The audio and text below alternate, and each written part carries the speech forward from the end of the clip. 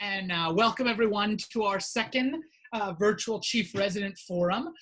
We are so excited to participate in part 2 this week. My name is Matt Stull. I am one of the SAEM program committee members and have had the distinct privilege of working with the awesome SAEM staff, as well as Dr. Carolyn Holland for the last year, sort of making the CRF a realistic process, albeit virtual this year for, in the time of COVID. But I am really, really excited about our second session today. This is one I've probably witnessed myself a handful of times already, and it is something that never gets old with time. Dr.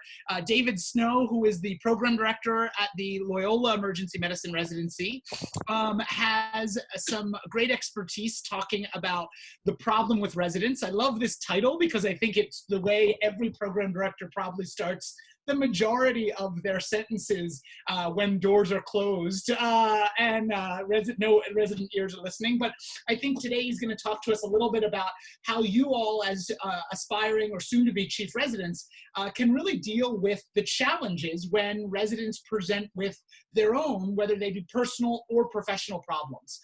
And every year I hear this, and every year I learn something and take notes for my own practice as a member of a residency leadership team. So without further ado, thank you, Dr. Snow, and welcome, and we look forward to hearing from you. Thank you, Dr. Stull. Thanks for everyone that's here with us. As Matt said, the title of this is The Problem with Residents. When I first started thinking about this as a session, the first title I came up with was The Problem Resident, and I think that probably inaccurately put this on the shoulders of the residents, as in any problem that you may face as a chief is the fault of the resident, and that, as has been borne out with time and experience, is just not the case. Sometimes it is, mostly it's not. It's circumstantial. It's things that just happen to people, and we as leaders need to respond to these challenges and issues. So briefly about me, as Matt said, I'm the program director for the new EM residency at Loyola. We just recruited in our second class. I was an APD at UIC, also in the Chicago area, for 5 years before that, and then I was a chief in residency the year before that. So been out of residency at this point 7 years. An outline of how this will go, if I can get my clicker to progress. There we go. So there are going to be 4 cases, and you just received an email with all 4 of these cases. So you don't have to bring those up right now.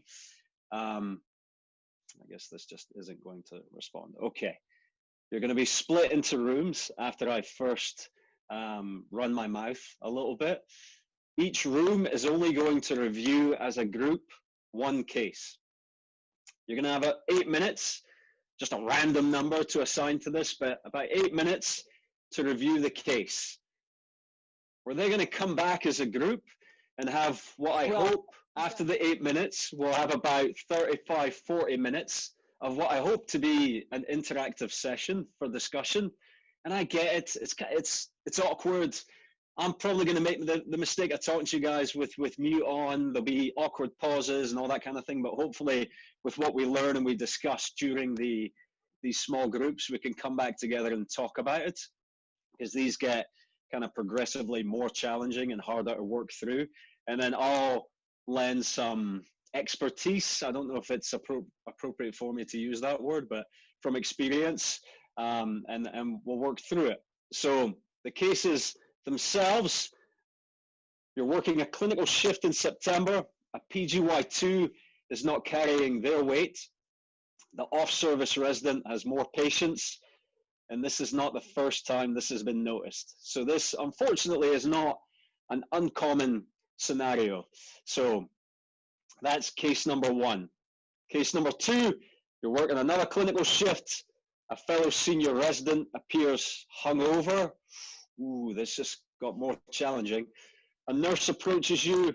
A patient's commented on the smell of alcohol on that resident's breath. So that's the scenario that's put before you. Case 3, you've got a day off. You know, you're sitting, you're maybe appropriately socially distancing. I don't know, but you're not checking emails. A fellow resident sends you a screenshot of a co-resident's Facebook page. You let some expletives fly about Facebook and social media. The image that's noted has some protected patient information and some disparaging comments about the patient. What are we going to do about that? Case 4, you've got another day off, and a fellow resident notifies you that the husband of one of your residents has died, and this is a sudden and unexpected death. So what I want you to do in the small groups is think about, as a chief, what are the 3 immediate next steps that you would take in these cases? And having done this a couple of times in this setting, what we get back is kind of a wide array of tasks and options and check boxes, and they're all correct. And maybe at the end of this, we haven't truly defined what is the absolute, these are what you need to do, because none of this is evidence-based, but it's, you know, hopefully if any of you face these uncomfortable, challenging, horrific experiences, that you have some base to build on as you start processing your next steps. So what are the 3 immediate next steps as chiefs? And then what is your role as chief? Kind of a global overarching, what do you see your central role as? Is it awareness? Is it support? Is it to let the PD know? So really just starting to think through, and we'll hopefully discuss that when we come back together. So have a look at your email. You'll now get split into one of 4 groups. Depending on the name of that room that you're split into, that will be the case that you review. And again, you'll just review one case for about 8 minutes. Okay, so it's looking like everyone's back from the rooms. I think so. So I'll launch back into this. Checking I'm not on mute, standard fare. So this picture probably seems a wee bit more appropriate now. You know, this might be your face when you're first faced with these situations. You know, and as I said in the beginning, there's no set way for how to approach these. There's no literature proven answers for how to deal with these, but you know, hopefully by discussing this, thinking about it, you have some tools, and maybe it just comes inherently and we don't even need to talk about this, right? But I feel like, you know, if you do face these situations, which unfortunately some of these are more common than others, in leadership roles, you'll have some base to build on. And why does it matter? Well, you may not know it, but your role of chief is really crucial to the success of the residency, and how you position yourself as that go-between between PD, APD, and residents is crucial to the success of your residents, and helping them understand that is going to be something that comes up consistently over the next 25, 30 minutes. So we'll start with case 1, the clinical shift where the mid-level resident is not carrying their weight. And unfortunately, this is not the first time it's been noticed.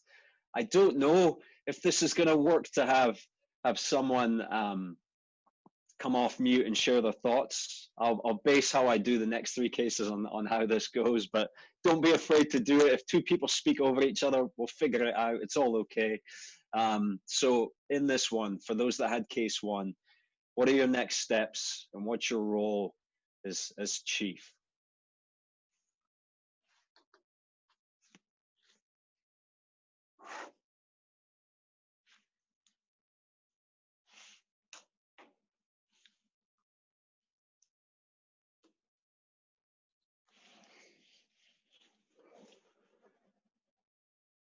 And this delay was pretty much what I expected. I don't know if this is specifically a chief. I think this is a senior on shift issue all the time. You have to step back and see what that second year is doing. If they're really being uh, not productive, or if they just have like the sickest patient in the ED and they're not seeing as many as we would like. So it's kind of, check your biases, because you might see at baseline your third year, you might see two patients, you might see two and a half patients whenever, and that person might still not be there yet. If you have previous experience, you have to also check your biases.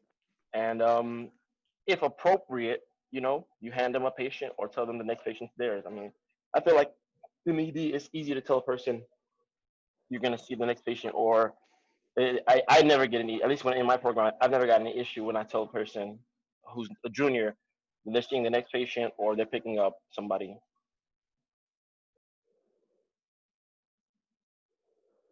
Yeah, maybe I'll build on that. Maybe we'll just say, like, one person, Shad, so I appreciate you doing that. And it's all correct, and if we take the stance that this is a consistent issue, it becomes a slightly more serious problem, because you're exactly right. It's like, is this just a, they're working through the logistics of a challenging sign out or a challenging patient that they have, or there's many levels to this one potentially. So I feel like what you said there is exactly right. That the first step of that is the fact finding. It's like, what's going on? But if you ascertain that this is potentially a more consistent problem and not just an isolated episode, talking to those you know and trust first before acting on the biases that you mentioned is absolutely crucial. So going to other residents, going to attendings whose opinions you trust, because I know how it works as a resident. There's attendings you would want to know, and then there's attendings that their gut response to any situation is see more patients. So as chief, you've got experience of working through that, knowing who you can talk to. Has this been an issue before? If we play this case the way it's written, it has been an issue before, but it's exactly what you said. It's gathering some more data, talking to the resident, and this is probably the hardest part of all of this. And as a chief, whenever you're in these potentially uncomfortable situations, this is the hardest part to do. And I feel like this is the part that if you approach it in the wrong way, everything else can kind of fall apart around it.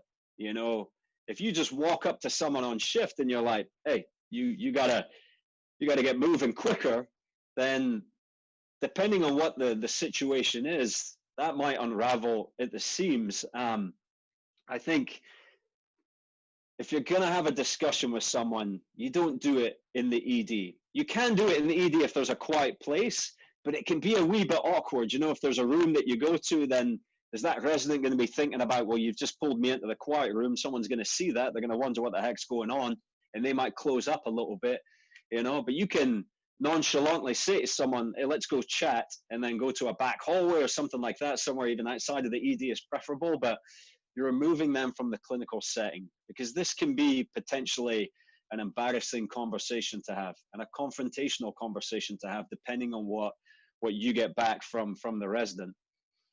And it's going to sound like a broken record as we work through this, but your job is not for them to see X number of patients or a checkbox about you need to pull your weight.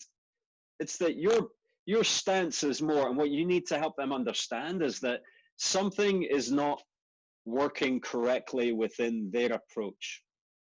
And they need to understand that you're not coming to them. And this is where I feel like chiefs really have that key role. As a PD, if I approach a resident and talk to them about this, I feel like they're immediately going to go on the defensive, despite my best attempts to prevent that, because they're going to think, well, this is a problem that the PD is now aware of, and now I'm an issue. And as chief, I feel like you can circumnavigate that somewhat by just being a chief. And then number two, just reminding them that it's not about the numbers. You're just here to make sure, like, is everything okay? What do you think is the reason that this potential thing is coming up?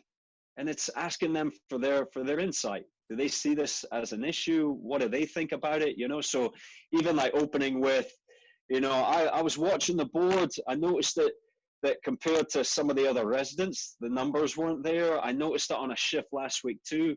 I know that seems awkward. I'm not doing it to catch you out or anything like that, but I just want to make sure as you progress through residency that you've got what you need to carry a weight that's going to serve you as a new attending. So what do you think about that? And then you just shut up, which I think can be really hard in that moment, especially for me, because I like to talk. So, and then just let them talk. And what you get back might be very, very eye-opening. Having worked through this a few times, you can get a multitude of reasons. And based on those reasons that come, you're starting to form a plan with them. And it could be that, you know, they just weren't aware of it. They had no idea that they weren't carrying their weight. I've seen it be, which is a more common one, is that documentation is an issue. I just got the standard Zoom saying my internet connection is unstable. I hope that that's just to keep me on my toes and not that there's issues hearing me. But they're scared about falling behind with their notes. So reassuring them that that is a completely appropriate thing for a resident to fear, but the EMR can work for you. There's things that you can do, maybe tips you can share with them, all the way up to that they've got, you know, some mild or moderate or severe PTSD about a recent patient experience, which I've heard too. So they're nervous about getting into rooms. They're having issues multitasking, and eventually, based on what you get back, you then have an ability to offer your own insight as someone that's been peer selected out as a leader in your program. So knowing that you have skills already to offer those before you. So it's like you're seeing your value to the residency, which as a chief can be hard to do sometimes, but you really are seen as a leader. So it is absolutely okay for you to offer insight and strategy and a plan, but maybe that's helping them identify a mentor, someone that is good within that certain area that they're having challenges within. And then where I think that there's real value as a chief is checking back in. Because as a PD, me checking in, and even as an APD, checking in regularly, despite my best attempts to be a cool guy, which I hope is seen as kind of a, you know, like gets a giggle, you know what I mean? It's like, it's still, I'm still a pain in someone's ass when I check in, because they're like, are you really checking in on me, or am I still an issue? So I think as chief, if they understand that your role is to help them to succeed, that checking in becomes less of a potential perceived issue for them. And that's one of the true values of a chief. And then as you start to establish yourself as a leader, going above and beyond is really something that is appreciated. You'll never get thanks for any of this, you know, honestly, but it's really, it's something that is really appreciated by your residents. And you don't have to immediately go running to the PDAPD, the residency leadership team that you're part of, but you certainly have to make them aware. Because one thing that I will do during semi-annual sessions is I'll start to dialogue with the resident about this, you know. So it's okay to let the resident know, either in that initial conversation or in subsequent conversation, you know, I have to let the PD know. They have to know about this, just so that we make sure that we're checking in to make sure you're successful. And then I can follow up with some of that in a more formal format. So I think, you know, your role is number one is awareness. You know, as PD, I work less shifts than chiefs.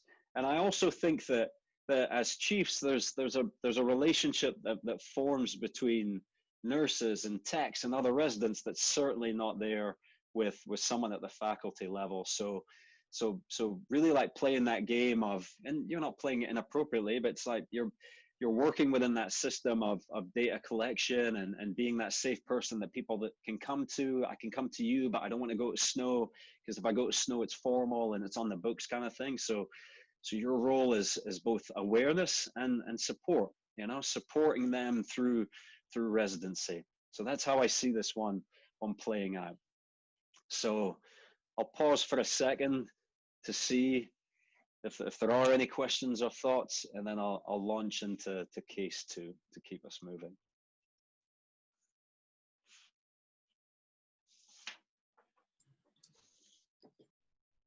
Can I ask a question? Please, sir. You sort of addressed it a little bit early on, but like, how comfortable are you with that playful competition that residents can have, right? Like, especially as a chief, like, hey, you know, whether it be, not necessarily calling them a slacker per se or calling them out, but like, oh my gosh, the officer, I have heard many residents even say that to their own colleagues of like, oh, the officer is resident seeing more patients than you. Do you feel like that's a good way to do it? Or do you think like as a like sort of warning shot, or do you think that's just really going to be sour them?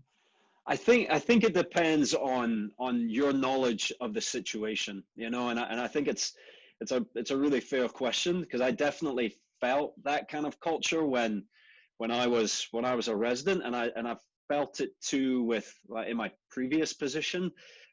My concern, because I feel like as someone in a residency leadership team, my first inclination, my first thought whenever I start working through this is, what's the issue?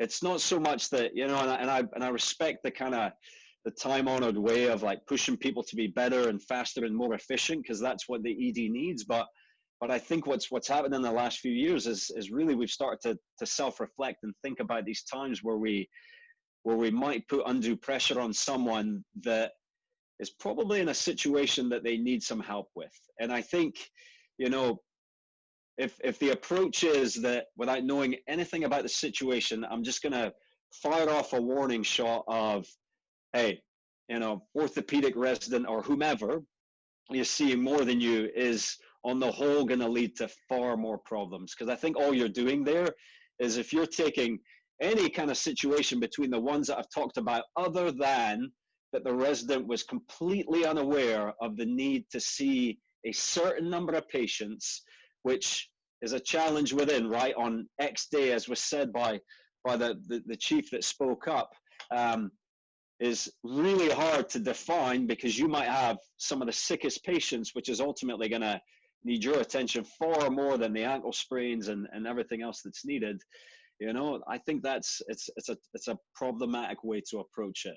And it's what I've seen attendings do, and I don't like it. It's kind of like I get where they're coming from, but I don't like it. My role as PD and my role as APD or chief before was to make sure that I'm aware that that's going on, and then go to that resident and figure out what the heck is causing this in the first place. Because I feel like only then can we move it in the right direction. So I appreciate the question.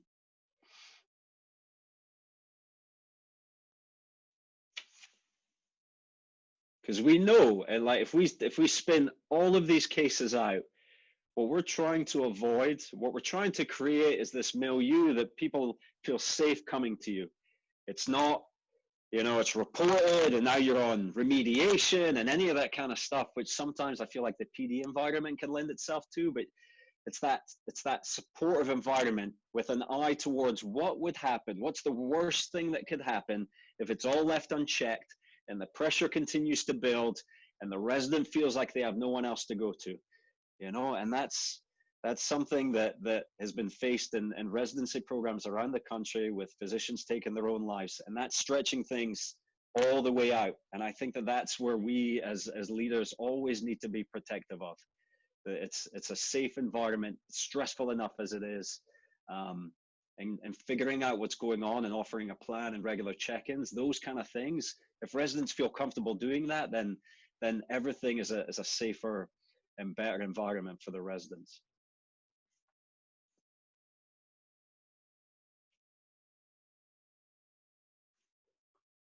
So I'll move into case 2, where you're working a clinical shift, the senior resident, so someone in your class, just to make that just a good bit more challenging, appears hungover, bloodshot eyes, a little bit disheveled, looks like they haven't slept too much, and then, someone approaches you. There's a smell of alcohol on that resident's breath. They come up to you, hey chief, ex-resident, this is what's going on. So if we play this one out exactly like the last case, for those that had this case, what do you think your next steps are? And then what's your role as chief?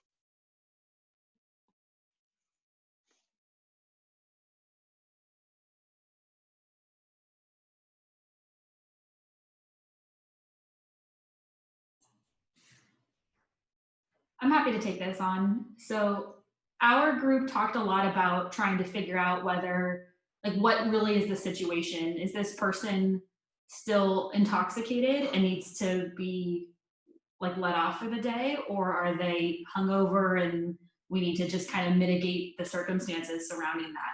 So I think that was a big decision point that we wanted more information on before we asked, but all felt like somehow addressing the nurse would be important, both to encourage that kind of relationship with our nursing staff to feel comfortable reporting to us, but also trying to make it a way that it doesn't kill this resident's reputation in the long run in terms of navigating how that word can be spread around. But I think everybody was in agreement that this is something that the RLT needs to be aware of in case this is a recurring theme and one of our colleagues needs help from a substance use issue.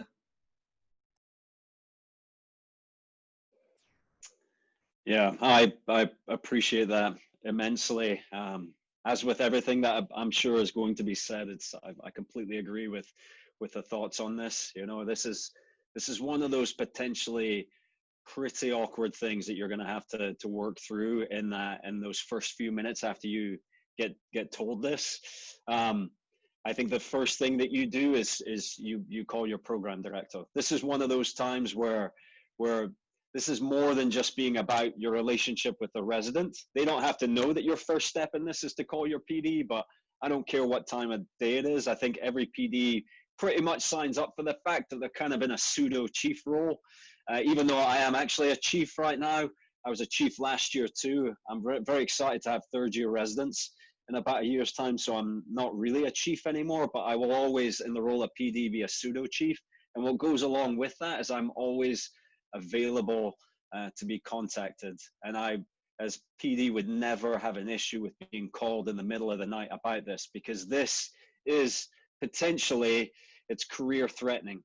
And exactly what you talked about there, Hannah, is what I'd be thinking about too. You know, on the spectrum of things, it's a stupid decision that they made. There was, you know, there was a get together for someone's birthday. They didn't think about it. They were having too great a time. They realized they had a shift too late in the evening, and they decided to take the path of least resistance and come to their shift anyway. And that goes all the way through to what you mentioned, which is there a bigger issue here with substance abuse? There is actually a code of ethics on this for the American Medical Society Code of Medical Ethics, and I'll read this verbatim. Opinion 8.15. It's unethical for a physician to practice medicine while under the influence of a controlled substance impair the ability to practice medicine. And of course there is this code of medical ethics. Of course there is. But what you're now working within is a much bigger issue than someone's reputation. So calling the PD and coming up with a plan is immediately the thing that needs to be done. And what we talked about there is, are there bigger issues at play? And I think regardless of how this plays out, if a nurse is approaching, if a patient has noted alcohol on someone's breath and the nurse approaches you, and it turns out that is indeed what happens when you talk to the resident, they're done for the day. And that's done in a very nonchalant way. You know, you're not grabbing the tannoy system and announcing it over the overhead, of course, but like, they're done for the day. There is no two ways about this for me. They're not allowed to carry on with their shift, because if something happens after the fact and anyone within a leadership team knows about that, there are huge issues with that for that training program, huge issues for that for the practitioner, huge issues with that for the hospital system, of course, right? But that shouldn't be done by you. I don't think that you send a co-resident home, someone in your class home, unless in that moment you feel comfortable doing that. But I don't think the expectation is that you do that. Your attending is the person that should do that. Unless as you think through the situation, you're like, ooh, that attending, I don't trust them with that, because I foresee them grabbing them by the shirt tails and forcefully throwing them out the door. You know, something outrageous like that. We know what personalities we work with on a daily basis, but the majority of the attendings, right, 99% of them are going to be absolutely appropriate in how they handle this. You're avoiding patient harm. This isn't about them in that moment. This is about patient care. This is about bigger things than just them. And if I go back that slide, there may well be GME policies about this. And there certainly are at Loyola. And that's why the PD needs to know. Because do you, as chief, need to know the GME policies inside and out? That would be kind of brutal to expect that of you.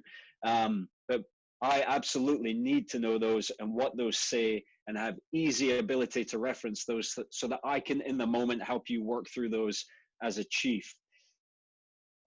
But then, yeah, you ultimately, within this, you're talking to the residents. Maybe this slide comes before the dismissal, but, you know, I leave it after that one because I don't know if right in that moment, that's the right thing to do. If I smell alcohol in a resident's breath on shift, I don't care kind of what the circumstances are. They have made a poor decision. And it's one of those cultural things where it's, you know, EM, work hard, play hard. Yeah, we'll do that up to the point where someone's at risk of breaking the code of medical ethics, right? That's where it crosses a line. So even if you think in that moment, and this is why I talk about this, that, man, I'm going to send home my co-senior because they're hungover. Now, there's multiple degrees of being hungover, right? There's like you've had a couple of beers and everything's back to normal too. You're hungover and you smell of booze. We've crossed the line at that moment, and that's unacceptable. And that person needs to know that they cannot do that ever again, because that is grounds for dismissal, number one, and that has potential to follow them for their entire career. So this is more than just you and that perception of, man, I can't believe I have to do this. They need to understand that this is wrong. So that's that end of the spectrum where they've made a stupid decision. And now we're getting to that end of the spectrum where there's a bigger issue. And that's where you and the PD need to discuss how you're going to handle those discussions, because if there is a substance abuse issue, now we're going into a completely different spectrum of next steps. And again, beating this one in, like, you're not there to check boxes. You care about their success in their medical career. And that's going to be hard for them to hear, because all they're going to hear is that ultimately you had a hand to play in sending them home. And maybe that relationship is fractured for an indeterminate amount of time. But you go into the role of leadership understanding that being friends has to come after caring about people's success and helping them be successful in residency. So your role in this is involving the PD and resident well-being. So I'm looking at time, and as usual, I run my mouth way too much, so this is all my doing. So I'll skip past questions. If any come up in the chat, please let me know. We'll go into case 3, a disparaging Facebook post. Unfortunately, something that's all too common. Maybe for this one and the next one, if you'll be okay with it, I'll skip over the extra minutes involved with coming off a mute and someone talking about it. But if anything I say is different to what you guys were thinking, then please let me know. But this is an all too real situation. And I show my age every year because I've become a year further removed to my use of Facebook and social media. I feel like I have to have a Twitter presence, but I understand what that is for. But people still use these things as a sounding board for issues that come up for them. As I think through what the 3 immediate next steps are for a chief resident with this disparaging social media post, again, a common thing, talking to the resident, and it's an immediate face-to-face. I don't know if like doing this over the phone is the best way to do it, because I feel like you need to look in the whites of people's eyes sometimes so that they understand the ramifications of what they've just done. They need to remove the post. They need to remove every post. You can discuss with them the legal implications of their decisions, and there are several. There are several previous times where these things have been an issue. There was a physician in Chicago that thought it would be a good idea on shift to post a picture of a young drunken female that was in a hallway bed with some disparaging comments about that. This was an EM attending, and you can read about the ramifications of that. There are cases where all that's happened is EM physicians have either commented or indeed liked potential controversial posts on social media sites, and then had to face hospital administration for the reasons for doing so.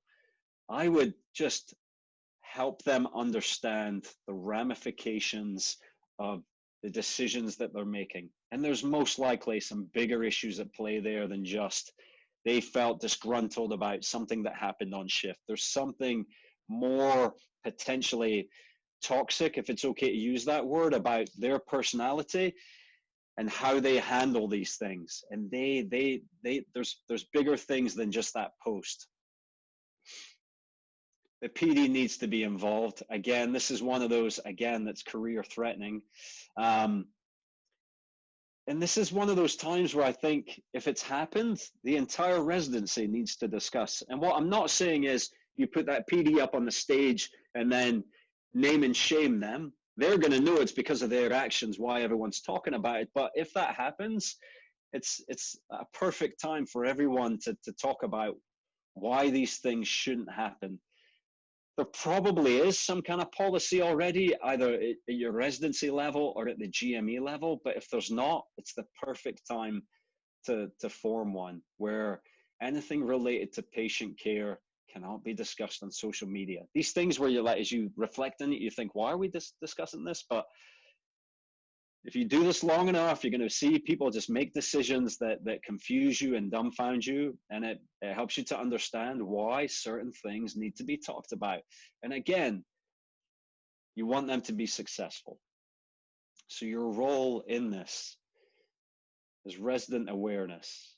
And it's, you know, I don't know if it's the right thing, but I don't friend any current residents on Facebook for multiple convoluted and hard to understand reasons. And maybe it's selfish in that I don't want to be on Facebook and, you know, scrolling through people's better than my vacation photos and, you know, host a baby photos, etc. And then, you know, just happen upon a resident's disparaging comment and think, well, great, now I have to do something. Maybe it's that selfish thing, or, you know, but resident awareness, again, being that go-between is really a crucial role as a chief. And again, that thing that I'm beating home, that it's not big brother, big sister is watching when you get involved. It's that you want them to succeed.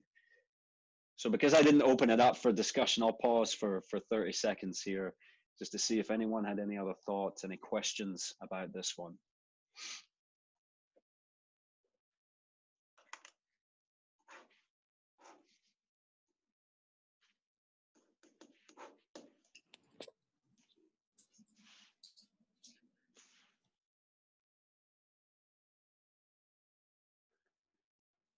What about someone who has an opinion piece that doesn't say any HIPAA violations within it, but potentially, like, you know, says not encouraging things about the residency itself, while not naming it in person? We've actually had that situation occur in prior years, and the resident in question was like put on fire for it, but in reality, technically, they didn't say anything. Like nothing was named. How would you handle a situation like that? So I think I would probably handle the situation in the same way. And something like that, you know, as you think through the next steps of, you know, how far are we taking this in terms of remediation and it being part of your permanent record? I don't think I'm going to that extent with this particular situation.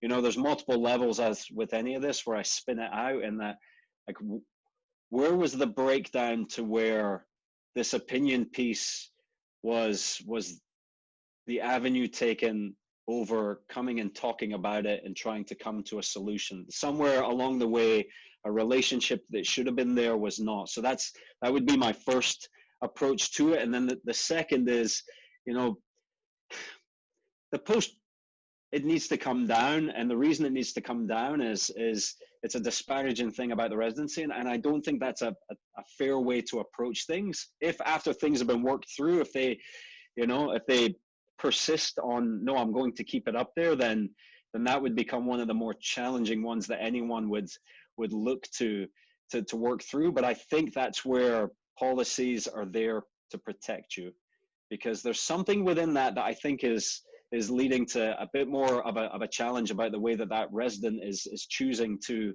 approach things. And I'm not saying it's right, and I'm not saying it's wrong, but policies can be there to protect you as a residency, but it also can be there to protect the resident too. And that's where I would have wording in that policy to protect against this, to fall back on, lest it lead into this, well, I'm actually not going to remove it. Because ultimately that approach as a faculty moving forward is going to come back very poorly on that physician. Having worked through that, I don't know if I'm allowed to say this, but I'm very honest, like having worked through that pretty recently at the faculty level, those kind of things are seen by hospital leadership and are very frowned upon, and they will be told to rectify that. So I want to prevent that in the future for them. Thank you. I appreciate the question. So in the last few minutes, I feel like if you gave me 2 hours, I would fill 2 hours, and that's just what you get. So case 4, the worst of all of these, I feel like, is the sudden and unexpected death.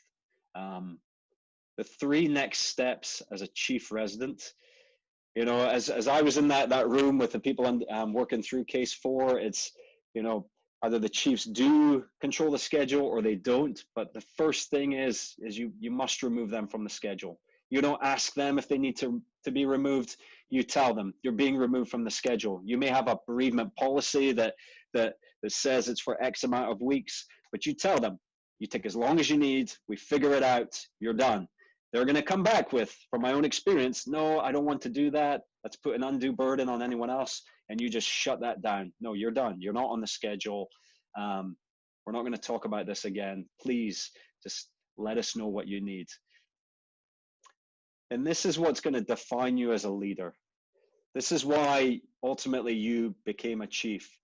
You're there to relieve residents as needed. You're there to sacrifice yourself for them. This is that time where you're going to experience some undue hardship because of the decisions that you're going to have to make. And being a leader is being that person that in times of need is going to step up for your co-residents, stepping up when other people might not. And they're not going to know that you're doing that necessarily, and you're not going to get a thanks for doing these things, but you do it because it allows them as a collective to deal with these horrific set of circumstances. And things that I've seen done are pretty remarkable. I've seen collectives of residents organize meals, schedules for check-in with the resident, how you doing, what can we do, delivering, like taking care of dry cleaning, child care, those kind of things, just these amazing things that collectives of residents can do for one another. Things like ensuring all residents can attend a funeral, and you as chief might not attend that to allow a resident to do it if you have to cover some MICU or CCU time, and you'll want to go, and it'll break your heart to not be able to, but you do it so that those people who you're being helped lead are allowed to grieve and do this, knowing full well that you need that too. A nod towards Leah Davis, who was a second-year resident who died unexpectedly after a shift. Just, in the last few years, UIC has undergone some extreme hardship. And that bottom right picture, at the back right of that picture, is Dr. Tamara O'Neill, who was shot after a shift coming outside of Mercy Hospital. Like, these experiences come from real horrific experience. But watching chiefs work through these things to make sure residencies have what they need define for me why people put themselves into being the position of a leader. Your role in this is critical, and it really is the reason that you became a chief. So we flew through these to review. You're going to focus on their success. Communication is such a crucial role in all of these things. You may not know it, but you truly do have the respect of your peers in your role. If I can't overstate anything, it's that it's crucial to the success of the residency. So I appreciate immensely having a chance to speak to you all. It's an honor, to be a chief. It's something that I look back upon fondly. You're going to rock this over the next year. You really are. And if you ever need anything, you want something to bounce off of, then please let me know. But I'll close here in respect of time and the next session starting. If there's any questions, please let me know. Thank you so much, Dr. Snow. That was awesome. I will leave a couple minutes here because we're not butting up against any other sessions, but I'll leave a couple minutes here for questions. We'll leave both chat and Zoom open for a couple minutes, but that was, as usual, awesome. I wrote a couple notes for myself to remember moving forward, because certainly this is a huge challenge, especially for chief residents who don't necessarily get indoctrined into this and don't know all the policies and procedures. So thank you. I was a little confused about the alcoholic case. So with the alcoholism, the case, the patient, the resident was seen or thought to be intoxicated by a nurse. One, you also don't want to jump to conclusions, but I guess this is not a black and white case. It's like things are as they are, as we say. But in a real life situation, you won't know unless you did a blood test, depending on how intoxicated the person is.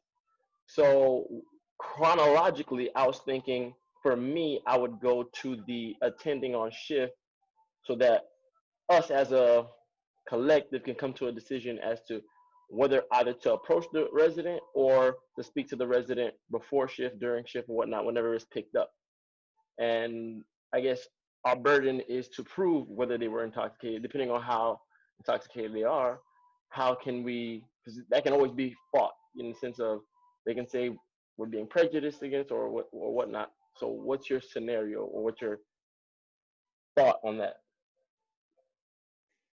Yeah, and what you're describing is unfortunately how this could play out. The situation I found myself in when I as the attending on shift, and there was no chief around at the time, but when I sat down with the resident, it was pretty clear straight away that they understood that they had made the wrong decision. So that became an easier situation to work through. And I don't know whether it's just because I had a good relationship with that resident, and I was an APD at the time, and it was kind of a safe thing to work through. It was an isolated thing. It was a one-off thing. So that became an easier situation to work through. But if we play out a situation like you're talking about, so let's say that they say, no, I haven't been, then unfortunately at the point where, and so if you in that moment and with your attending, because I agree, it's like you're doing this together, if you believe that there's an issue, then you have to persevere through this. And this is where GME policies come in. And there's probably some kind of fit for duty policy that exists in your GME. And if you don't know about that, then engage your PD after this session just to talk about that and what that means. And this is where, worst case, right, if we play this out, worst case is they go through the testing and there's nothing in there, and then you have to own your mistake. But it's not a mistake, right? You're acting on what people that you trust have come to you and said. And you're not saying like one nurse said this, and then absolutely now you're in front of GME and getting, urine drug screens, as poor as they are, but urine drug screens and ETOH tests. But you're kind of brainstorming in that moment for, are you going to proceed with this? You are going to proceed with it. Now you're going to talk with a resident and work through those next steps. And that's where you need your GME to step in and help you with those next steps. But then after the fact, if it turns out that was completely wrong, then, I'd hate to be in that situation. But again, like, you're not doing this to tarnish anyone's reputation. Like, you're doing this because people stepped up and said that there's an issue. and you responded as a leader to that, and you talk to them about it, you let them know, like, I have a concern about this, and you're attending a thing, I have a concern about this, you're involving GME, like, this is the policy, we have to work through this. But as thinking through that and all the steps, if it ultimately ended up that, say, there wasn't something, and I know you weren't explicitly saying that, but that there wasn't anything, and that this was just a miscommunication or a misthought, man, that's a whole other level of problem with resident situation. But I feel like the majority of the time in these not common situations, that as soon as you dialogue with the resident, they're going to know that what they've done is wrong, and they're going to understand the next steps. Is that any less confusing? Does that answer kind of what you were asking there? Yeah, that answers it. But you know, because of the scenario, it leaves things open, because you can't plan for this. It's like, what are you gonna do? Because this, I think, will ultimately, if it's not true, or if it's wrong, it burns bridges, and you worry about it as a chief. Like, I want to be, a helper, but I can't help someone that I inevitably burn a bridge with. I can't, if somebody can't help somebody. But it does answer it. Okay.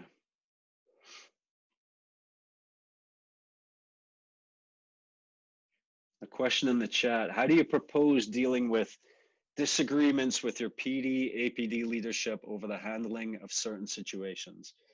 I feel like, there's so many ways to kind of initially work through that. I feel like as an APD or a PD, I need to ensure that there's safe communication, and that starts for me as someone in the RLT from day one of residency. Like, I'm trying to break down some of the barriers between residents and me, because ultimately it makes my job easier, and it makes it easier for residents to come to me with things, and it hopefully will make it easier for chiefs to come to me with things. But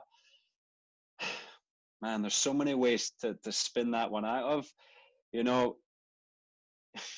man, this can become super challenging, right? But if we take it all the way to the very worst thing that this potentially could be, where you feel like that disagreement is putting your residents in jeopardy, their residents too, right? But your residents in jeopardy, that's where your GME plays a role. And your GME can play a role in that. Your DIO, your designated institutional officer, who's the head of GME for the residents and residencies, has a role. Now, you as chief, as residents, might not really ever interact with the DIO or DIOs, other than you get tons of emails from them with check boxes of things that you as a resident need to take care of. What you figure out when you're a PD is these people are incredible individuals whose sole purpose in one line is to make sure that PDs are doing their job right.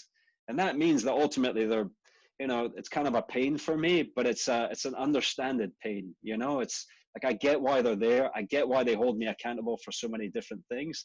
So if you ever felt that it was on that far end of the spectrum, reaching out to your DIO is an appropriate thing to do, because they're most likely physicians too that want to make sure that your residency is successful. You contacting them does not at all mean that they're immediately going to go to your PD or APD after. If it's an APD that you have the issue with, maybe the first step is to go to the PD.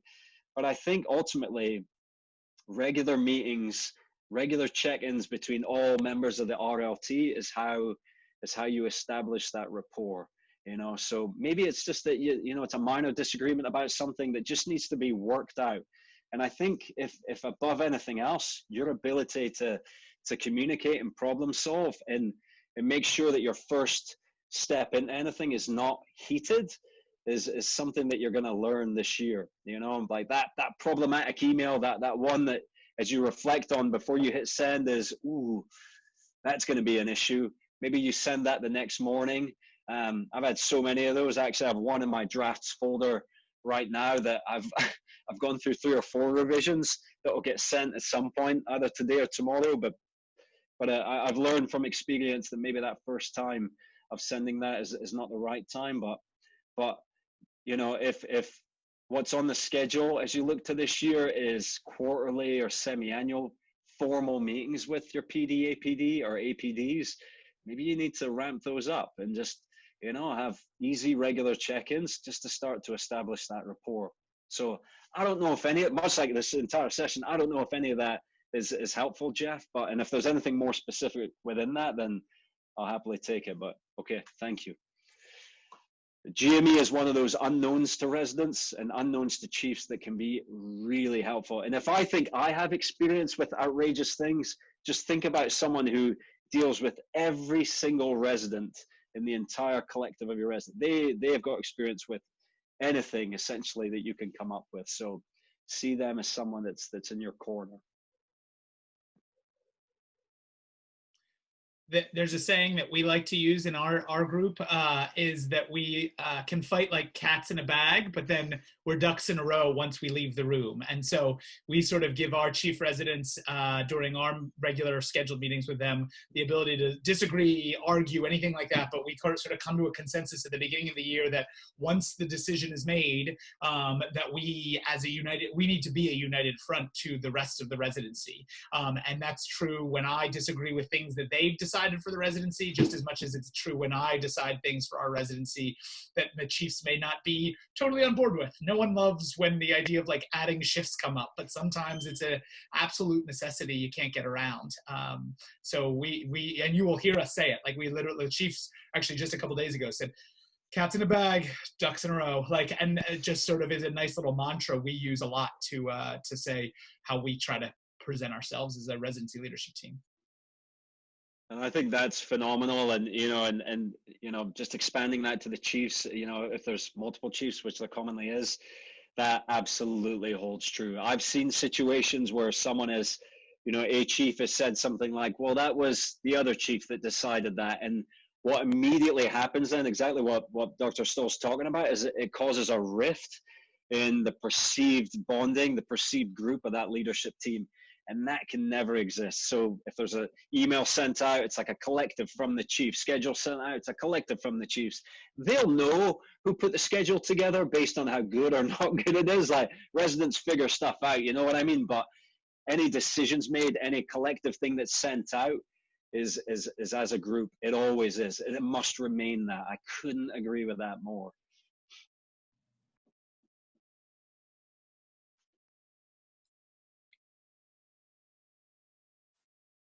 Well, thank you so much for this robust discussion, team on the phone as well as Dr. Snow. I really appreciate it. I always appreciate these sort of things.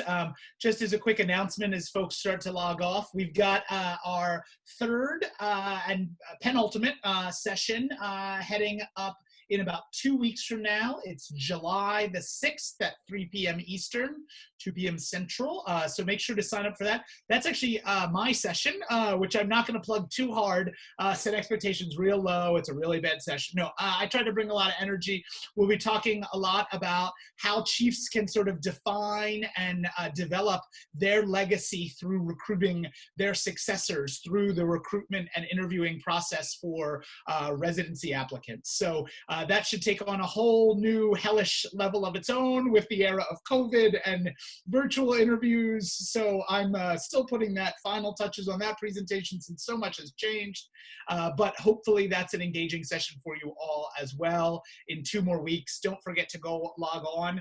As another reminder, SAEM is recording these sessions. And so this will be posted for about 2 weeks or so that you can go on and refresh your memory, or if one of your co-chiefs, if you're going to go out and talk up this session and one of your co-chiefs wants to watch it, they still can. They can watch it on the SAEM CRF website at saem.org. So as always, thank you so much to the incomparable Dr. Snow for his great insights. That was an awesome session. Thanks to the SAEM staff who work really hard to make this a reality for you all. And of course, thank you all for all that you do, for caring for your patients, and most importantly, caring for your co-residents to keep this a realistic and worthwhile experience. So thank you all, and hopefully we'll see you in 2 weeks.